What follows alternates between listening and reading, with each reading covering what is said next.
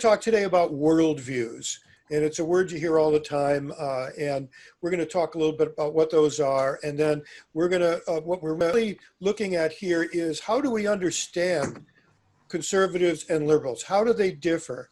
And then inside each one of those groups, are there common threads? Is there a way to understand a structure to the thinking in the conservative worldview and the liberal worldview? And I've been using George Lakoff's view of this because all along, he's not the only person out there doing this. He's certainly kind of the first and most vocal. But one thing I found out with George Lakoff's thing is if you're going to learn about framing, this is his way is the very best way to not only understand how to do it, but understand why things are the way they are. And I'm saying that because some of the things that we're going to talk about today, we've encountered some resistance to in the past. I think because there's some misunderstanding, but we'll be talking about a metaphor of the nation as family, and I'll bring this caution up again just so we have it. But I'm going to go ahead and share my screen, and I can find it. Here we are. And it's up. Okay. It's good. I can look over at Lisa's and see that it's working. So this is the same stuff we use for our entire or for our in-person workshops, and so we're just going to look at some of the same screens. So worldviews. I have rose-colored glasses up there because I thought that was a good metaphor for how about what we're going to talk about today. That the particular lenses you have, that everybody has, about how they look at the world determines their responses to it. And also those worldviews very importantly translate into policies, because that's what politics is all about. It's people run for office and they go and they make laws and policies. That's where, and so you can find at the root of all policies, you can find a core value in there. And we'll see how that happens. And then I should say that first, with apologies to Tip O'Neill, all politics is moral. It's all about right and wrong. If you're ever stuck and you don't know what to say, just talk about what's right and wrong on that issue. And if you can tie that to people, that'll get you going. That's your emergency fallback position. And in fact, our moral values determine how we think, and more importantly, how we feel about issues. So I'm going to have a definition here, and that is a set of interconnected moral values is called a worldview. And I'll give you examples outside of politics. One would be religion is a set of values that becomes a worldview. In some cases, there's a worldview that's an economic system. So capitalism, the Chicago school, who comes up with the laissez-faire capitalism, that in a way becomes a worldview for them. It's a system of values about how the economy works. And political parties, of course, have their own values, and Democrats and Republicans, conservatives and liberals, however you want to say it. And as far as where our worldviews come from, we talked about framing and how you learn as you grow and your frames are made. And my friend Antonia Scatton, who worked with George Lakoff for a while, she's in Washington doing this work. She says our worldview literally grows into a network of neurons we use for the rest of our lives. Some people have only one network and literally cannot process the ideas from the other network. They don't have the wiring.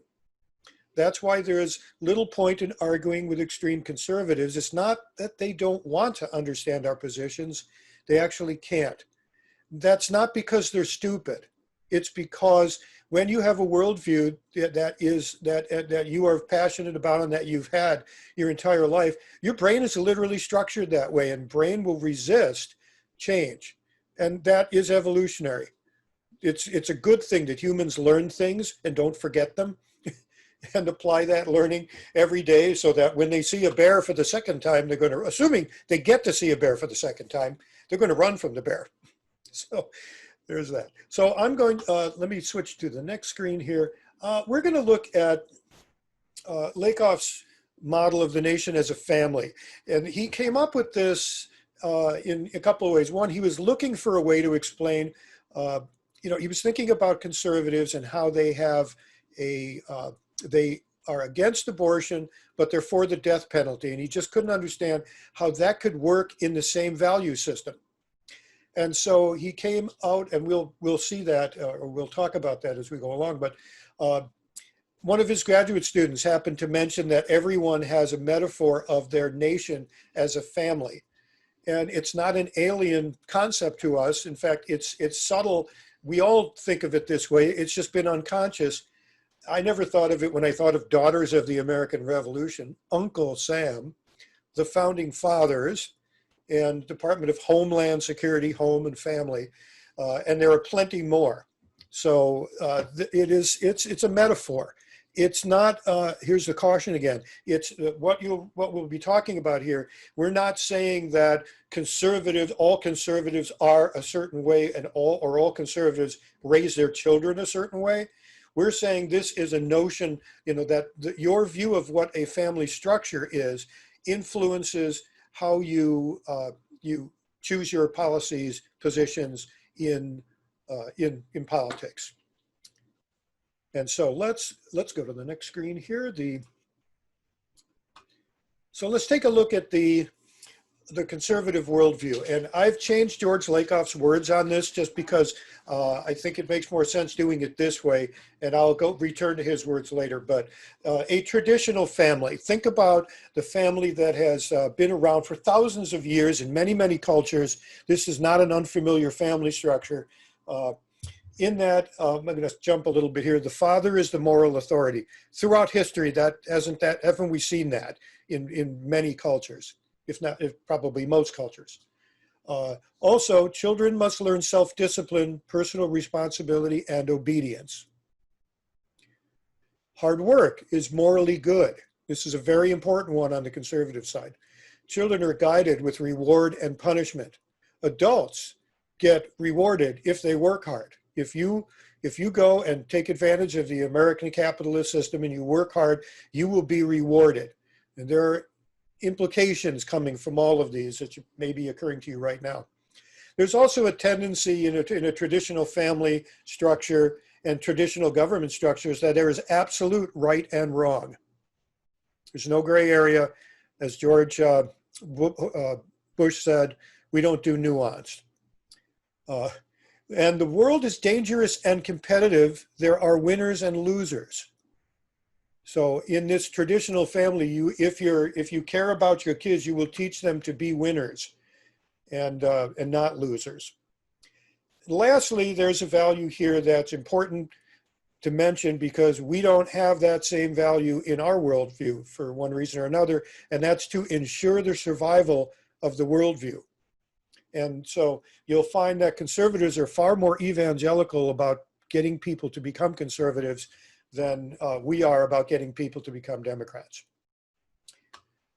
So let me just make sure I'm with my notes here. Okay. And then I'm going to point something else out that Lakoff brings up that this is one of the more, I don't want to say controversial. People don't like to see this slide. I'm going to show it to you anyway.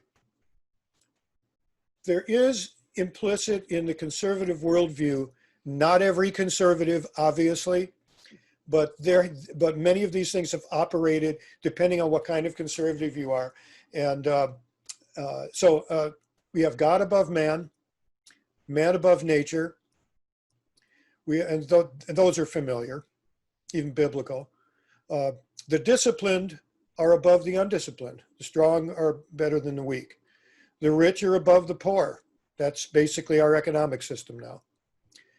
Employers are above employees. Adults are above children. Western culture above other cultures, or nowadays it's just American exceptionalism. And then men above women, which it has been in the past. Obviously that one has changed even quite a bit in the Republican Party, not as much as it ought to have, but certainly with policies, I don't know that that's changed very much. Whites above non-whites. We have a racist white nationalist president now. Yeah, who would ever thought that would happen? So, and All those people are coming out from under the rocks. Christians above non-Christians is I don't want to say it's a new one, because we have In God We Trust was done back in the 50s, but compared to other times in our history, maybe more so now than then. And then straights above gays. And again, not every conservative believes all these things or even consciously thinks about this, but you can see these things operating in policies that come from the conservative side. Now, if we apply the morals to policy, which is really what this is all about, because that's where we're after. We're making decisions about how we live in this world. And if we're going to make decisions, what is the moral basis of those decisions? And in this case, I picked one. Hard work is morally good and is rewarded. In the ideology or in the worldview, the market provides reward. The free market provides reward. Therefore, it is a supremely moral good, because it provides that thing which shows that you are a moral person by working hard. So regulations, therefore, have to be immoral, because regulations are interfering with this wonderful, fabulous market that provides reward for people who are moral. See where that's coming from? And it seems like it might go in a little sideways, but the more we look at this and more we pick apart issues, you'll see that those moral values really do underlie virtually every policy. And finding what those are, being able to identify when we hear about a conservative policy, to identify the moral value connected to that policy, will help us find the message and the frames that conservatives are using, so that we avoid speaking in those frames. And then let me translate that from that ideology to the policy. The policy would be reveal banking regulations. Repeal. What did I say? Reveal. Reveal. Repeal. It's nice to have my editor right here. Okay, and then let's take a look at George Lakoff. He's going to give you a quick one. This is from a while ago, and I can just tell you, George Lakoff, he's about 5'5". He's like the smartest teddy bear you'll ever meet. He's a super nice guy, and he is definitely a professor, as you'll shortly see. Let me run this here. What about the father in the family? The father is the decider. Ever hear that? Can you hear? All right. How does that apply to the can't market? hear. Ever hear let the market decide? In the family, there's no moral authority above the father. The father knows right from wrong, and everybody's supposed to follow what they say. And similarly for the market, there's not supposed to be government, anything above the market for conservatives. So what are the things above the market? 4 things: regulation, taxation, unionization, or worker rights, and tort cases. That's what they want to get rid of.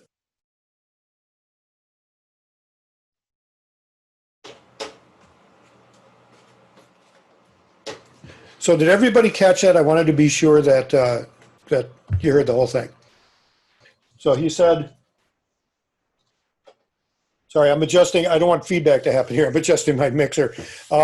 So basically, so you see how he tied, and he mentioned strict father. That is what he calls or what I'm calling the traditional family. That there's a strict father-family style, and so that's what he tied those things to. Does that make sense? Anybody want me to run that again? Okay.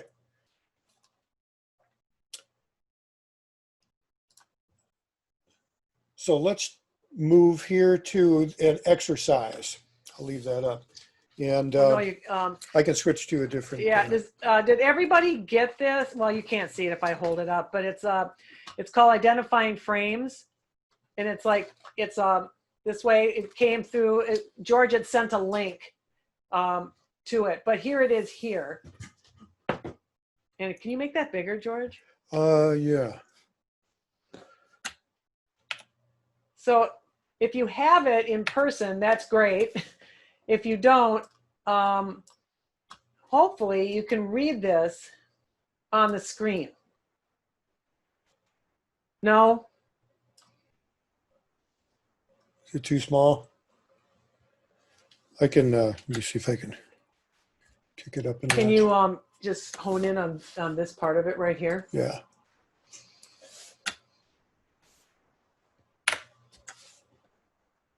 And again, our apologies if this exercise isn't going to work on the Zoom format. We'll have to fix this. Okay, do you want me to run with this or? So did anybody have a chance to actually print it out? So I got one. Okay, so I'm wondering if this is going to even work because I don't know if you can see it. Let's do this. Let's talk about what this is, and then it's worth going through this and doing this because it's you will quickly find out how this works, and so it's not like we're going to grade anybody at the end, and it's not like you can necessarily get a wrong answer. For example, here what we're doing is we're going to tie the conservative frames to the conservative messages, which really are messages about policies or at least a political position. So let's look at B under conservative frames. Self-discipline and personal responsibility lets anyone pull themselves up by their bootstraps. Hard work is morally good and is rewarded with wealth. And what we want to, and where might that fit into the conservative messages on the left? I probably should have done this backwards here. But if I look at question number 1, I'm tired of the government giving handouts to lazy people who don't deserve them. It only makes them dependent on government. You see how those two things are tied together? And I would put the letter A on that line underneath 1. And because the idea there is that, or I'm sorry, B. I would put B under there because the idea there, hard work is morally good and is rewarded with wealth. And when I mentioned that there are implications from the values, that family value model, the implication here is that if you are not making money, if you can't support yourself, it is your fault because you did not take advantage of the fabulous opportunities put in front of you to do well. So that's a big reason why conservatives do not want to see handouts going to people. It's why Mitch McConnell made the absurd statement the other day, well, if they were only making $300 a week, what do we want to give them $600 for? They're making twice as much, something along that line. And never at any point did it occur to Mitch McConnell that living on $300 a week is impossible in this country. So, but that's how much the thinking works and how much, whether it's happening consciously or unconsciously, that's how much it comes through in what people say. So they don't even see the implications of what they're saying. And let's do one more. And I'll just do this on the fly. Healthcare consumers want choices. And so I'm looking through these other ones. Well, when I read it, healthcare consumers want choices. One of them could be C. The market is us. The market as the vehicle for all prosperity and job creation is inherently moral and good. Yep. And D, the private sector is more efficient than the government. Because that's what the word choices is about. The word choices is a code word for don't mess with the healthcare market. The companies and the market will handle everything. So is this making sense how this works? Any questions on how that works? I highly recommend going through this and trying to figure those out and see. And one thing you will discover as you do it is that more than one will work. So for the first conservative message, you may find that B and other ones will work for that. So, which is something we'll cover a little bit in our third or fourth session. So, okay, let's move on. So while he's going, you can find these exercises on our website, and George had sent an email that linked to them. So you can, if you feel like doing it during between this week and next week, you can go through and there's a clue. There's more than one frame to go with the message. When we've done this in workshops, there are sometimes like 4 frames that can fit with a message. And Somebody had asked to have the website address. I already did that. Oh, okay. That's okay. We'll have it in there a number of times. There we go. Okay, so let's move on here, and What? we've seen that. Okay, let's take a look at the liberal worldview. And in the liberal worldview, which I'm calling a modern family here, because this is a more modern way of looking at a family. It was not dominant throughout history. Both parents nurtured the children, giving them love and helping them become fulfilled. It's important that we see that our children are happy, they're fulfilled in their lives, and that doesn't necessarily mean that they become the next Bill Gates. It means that they live happy and productive lives. And you also, as a parent, must nurture yourself to be fulfilled and therefore better able to parent.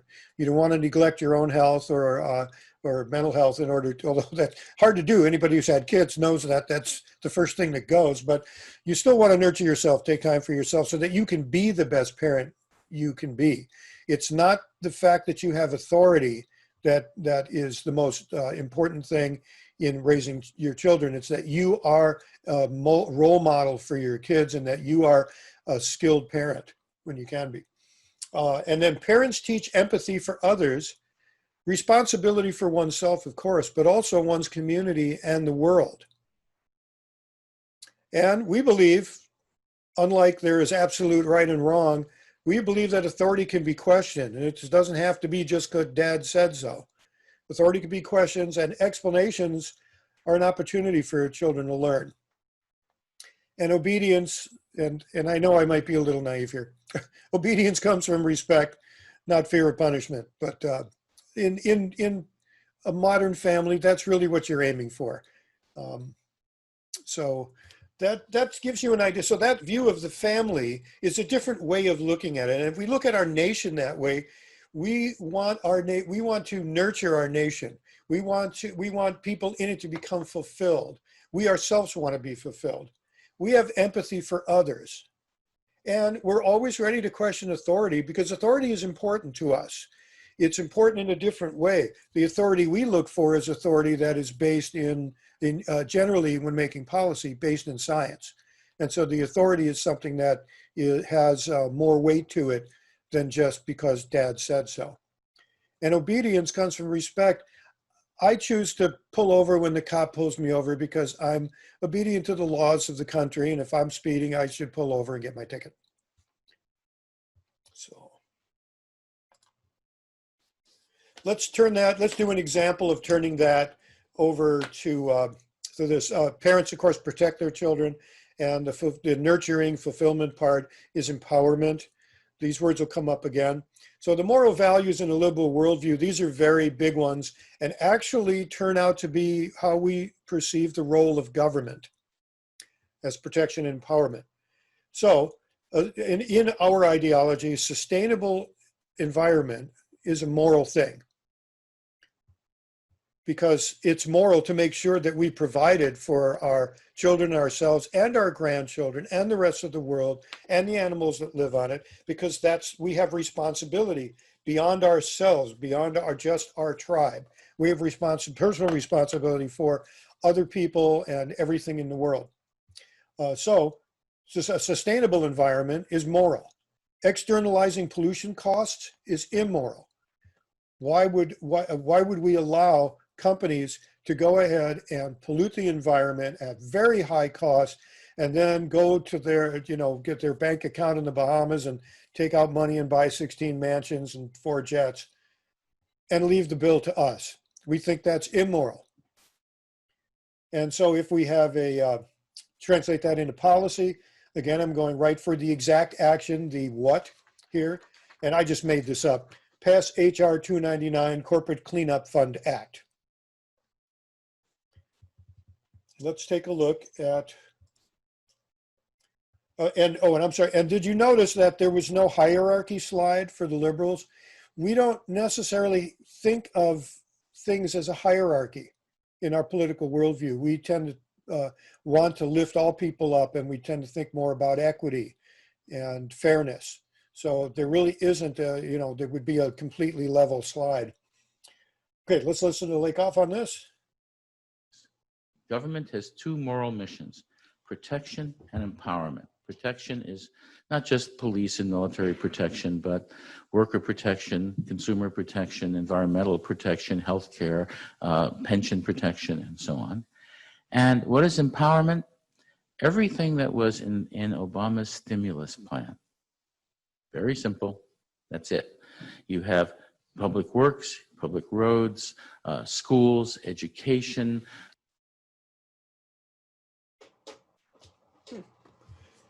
So you can see that the protection and empowerment really helps you a lot understand the liberal worldview about government. And the examples were great. Basically, by investing in ourselves and our nation and empowering people to be the best they can be, our nation gets better. And certainly that happened when Jefferson decided to push public school.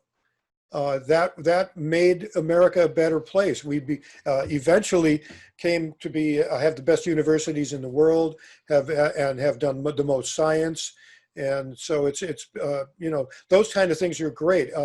I like Paul Wellstone's view of this, which was we all do better when we all do better, which I think perfectly encapsulates the worldview in the great bumper sticker phrase. And we're not after bumper sticker phrases.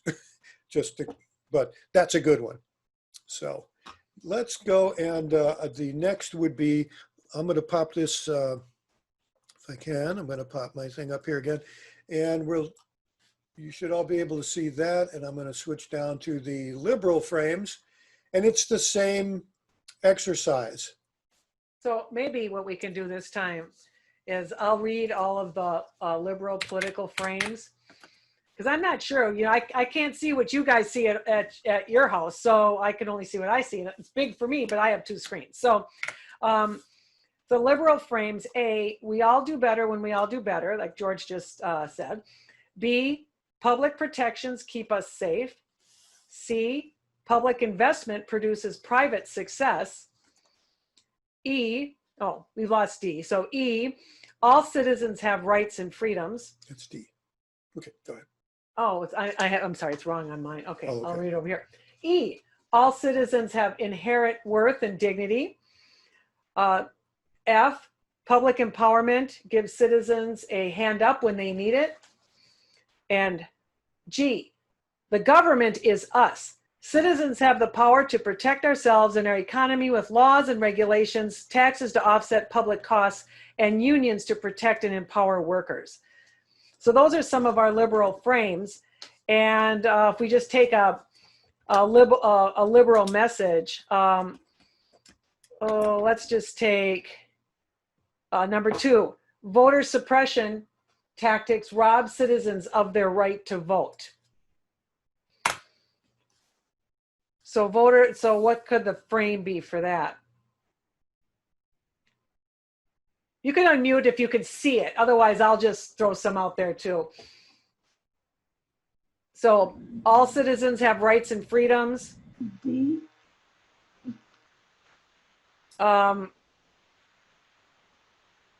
Right. Go ahead. Oh, you could say the government is us, and citizens have the power to protect ourselves. And inherent in that is that the power in a democracy ultimately resides in the people. Something that conservatives don't seem to believe. In fact, very quickly, I'll pop up and show you the last one I think it's in here. It's not, one of them dropped off there. On the conservative side, government is seen as something other than the people. It's seen as a thing that operates by itself and can do nothing but enslave people and make their lives miserable. And we think differently. We as liberals really believe that in democracy, we are the ones who make the decisions. We're the boss, not Trump, not Congress. We're the boss. If they don't, sir, it's a representative form of government, but if they don't do what we want them to, we throw them out. That's the theory anyway.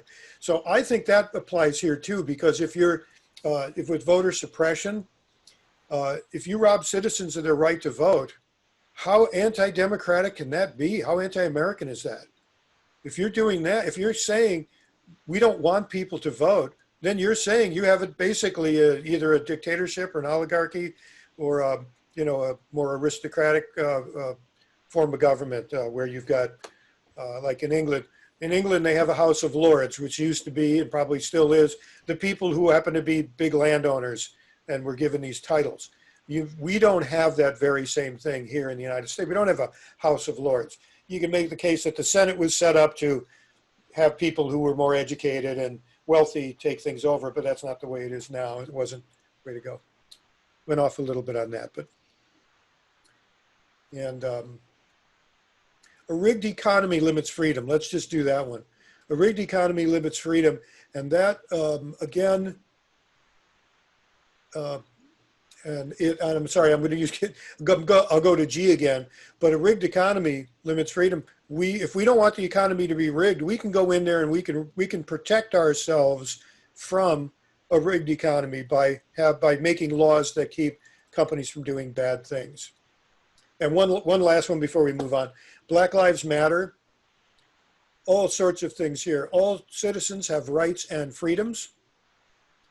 All citizens have inherent worth and dignity. We all do better when we all do better. And public protections keep us safe. That's what they're supposed to do. And it didn't work in George Floyd's case. So that is an ideal that our country has yet to live up to. Does this make sense? You can go through the other ones, and then you can also, if you want, keep this thing and look for other things you see on TV. And if you're doing the conservative one, again, your assignment this week is to watch, I'll make it easier on you, 10 minutes of Fox News, so you can hear some of what conservatives have been saying. Any questions on that? Actually, Fox 9 is not too objectionable, and I'm kind of wondering if it's kind of trying to lead us to the more conservative viewpoints, but by being an interface between the two. Maybe, and actually, I can speak to this because I spent 40 years in the television industry. As it turns out, we were up in Duluth, and the Fox station was across the street from, or very close to the Union Hall where we had the Duluth Labor Temple where we had our workshop. And they wanted to come in and do some filming for the news. And I told them no. And then the people pulled me aside and said, you know, they aren't Fox National News. They're the local one. And in the television business, the local stations are owned by certain people, and they will go and they'll get certain content. And so they'll affiliate in order to get the content, but they're not all the local Fox stations are necessarily passing on the Fox News type of news. That's not true for Sinclair stations, like here in the Twin Cities, the CW stations. Sinclair has mandated that their newscasters say all sorts of very controversial conservative things. So just a quick one there. I don't know if that answered your question at all, or just your comment well. Okay. All right. Let's move on here.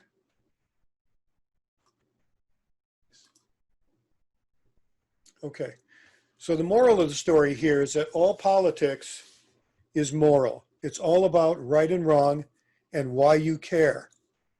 Those things, and again, those are the things that are going to be your fallback position. That's where you should be at all times, is whenever you're making a message, you want to be thinking about what is right and wrong.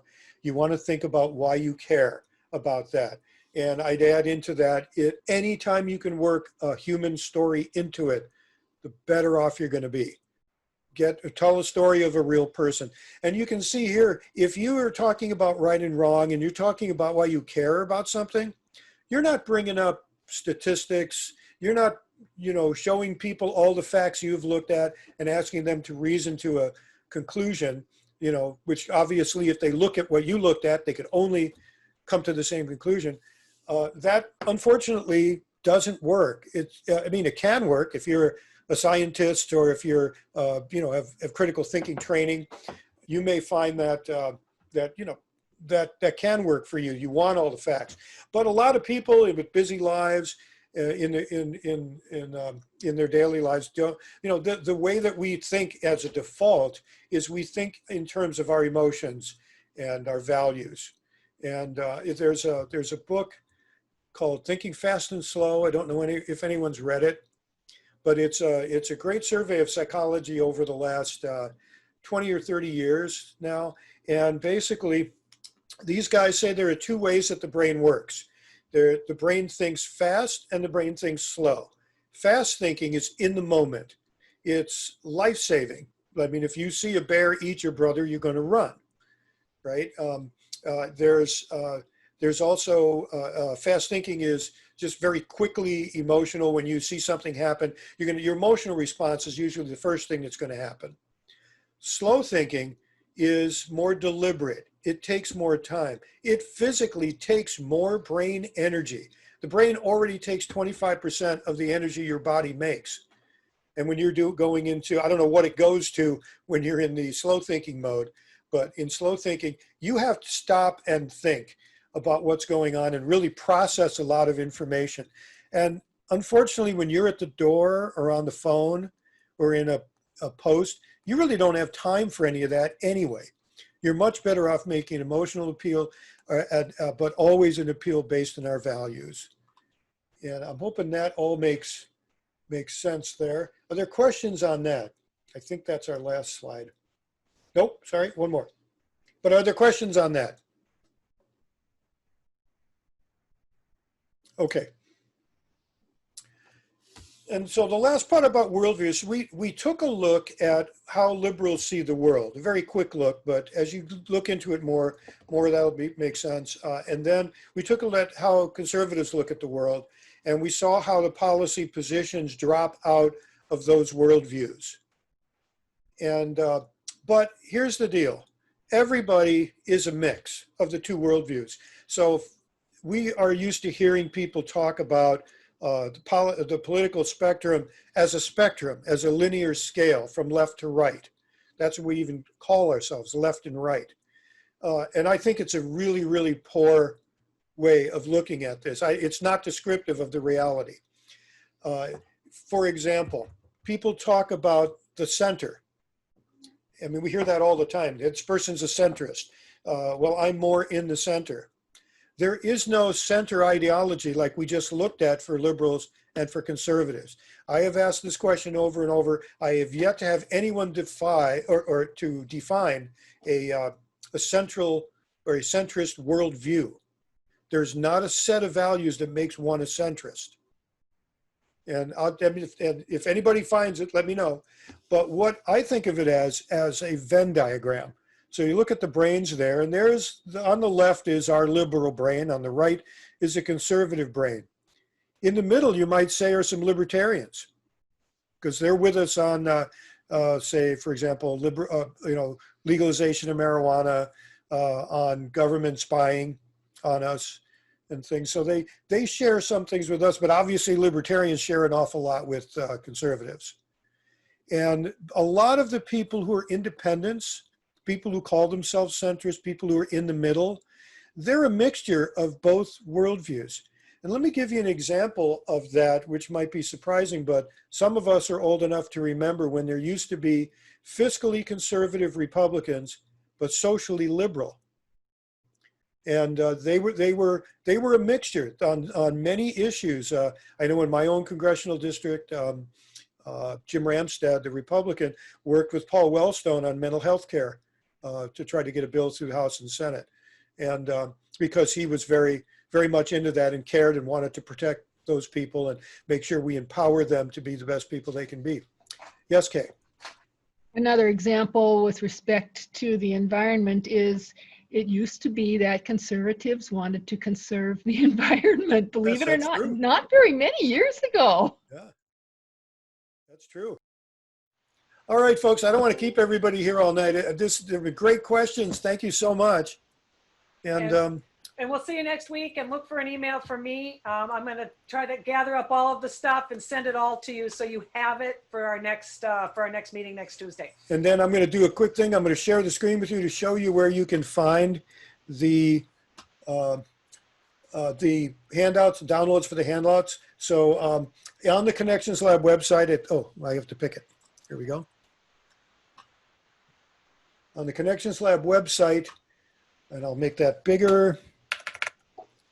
There's audio and video webinars here to the right. On that page, I've begun to upload our videos of these sessions. And so we've got, you're in the Stop, Drop, and Roll Science of Framing sessions. And also the framing in action, we just briefly started talking about biconceptualism tonight. We Yeah. actually did a whole workshop on it last night. So that should be there too. Biconceptual, and unfortunately, Oh, it that's should be right. there, but for some Forgot. reason, I tried something new on the recording, and it recorded the video beautifully and no audio. Oh, So I will be Never mind. re-recording the presentation part of that. But you can see on the left, for the sessions, there are the downloads for the exercises. So there's the identifying frames and the your issue. And then coming up here in the next session will be the framing I care statements, and what, how, why in reverse. We'll explain what that is.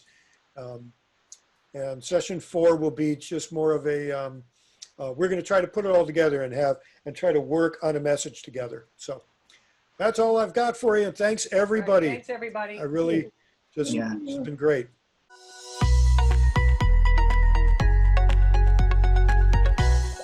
connectionslab.org